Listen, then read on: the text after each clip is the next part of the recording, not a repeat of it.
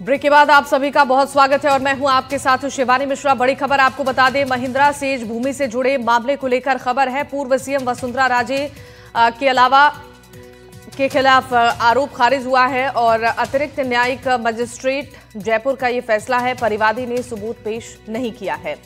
Court की तरफ से कहा गया है महिंद्रा ग्रुप के आनंद महिंद्रा को फायदा का आरोप था और कैबिनेट सहयोगियों के साथ पद का दुरुपयोग का भी आरोप है। आरक्षित जमीन का लैंड यूज में बदलने का आरोप खारिज किया गया है। 5,000 करोड़ का फायदा पहुंचाने का भी आरोप है, जिसको लेकर आपको बता दें कि अतिरिक्त न्यायिक मजिस्ट्रेट जयपुर की ओर से ये फैसला सुनाया गया है। आपको बता दें इस पूरे मामले को लेकर पूर्व सीएम वसुंधरा राजे समेत अन्य के खिलाफ आरोप खारिज हुआ है। इस पर जानकारी देंगे हमारे सहयोगी विश्वास जुड़ गए हैं फोन लाइन पर। विश्वास, जरा बताइए महिंद्रा सेज भूमि से जो मामला जुड़ा हुआ है इसके बारे में पहले जानकारी दर्शकों को दीजिए और फिर इस पूरे मामले को लेकर कोर्ट की ओर से क्या अब आगे सुनवाई होगी।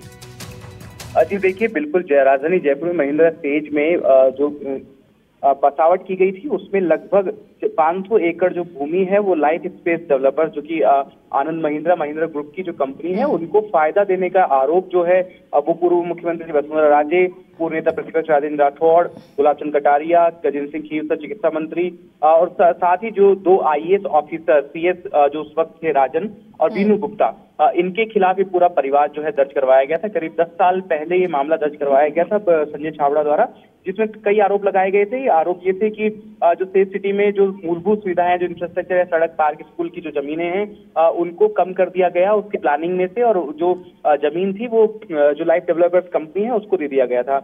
और 5,000 करोड़ रुपए का लगभग आरोप लगाया गया था कि इससे राज्य के कोष का नुकसान हुआ है।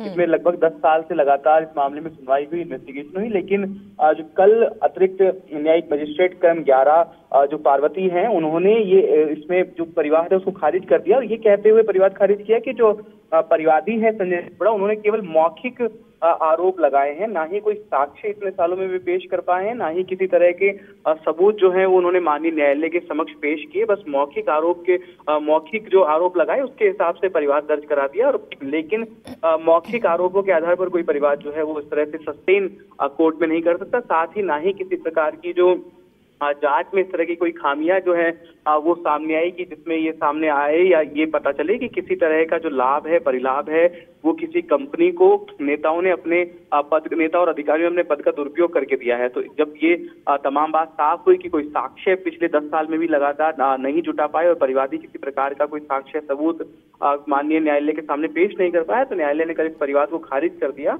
और ये जो केस है इसे बंद कर दिया गया है। और अब ये जो मामला है इस पर अग्रिम सुनवाई नहीं होगी, ये मामला जो है बंद कर दिया गया है माननीय न्यायालय द्वारा। ठीक है, बहुत शुक्रिया आपका तमाम जानकारी देने के लिए विश्वास।